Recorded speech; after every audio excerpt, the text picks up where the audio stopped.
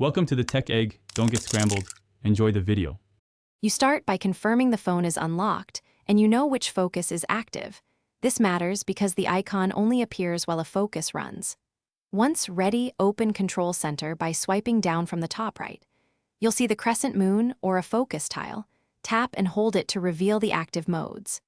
Now, tap Do Not Disturb to turn it off. This immediately removes the crescent moon from the status bar because the icon represents an active focus.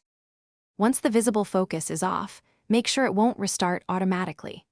Go to Settings, tap Focus, then select Do Not Disturb and inspect Schedules and Smart Activation.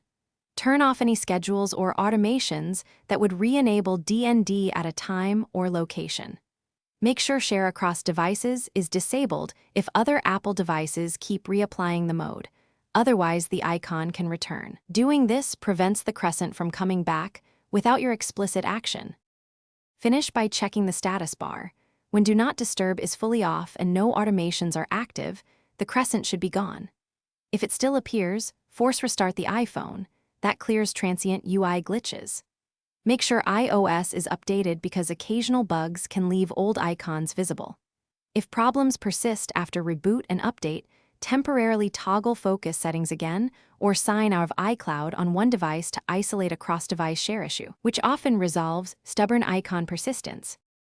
Thanks for watching. Consider subscribing if I helped unscramble your problems.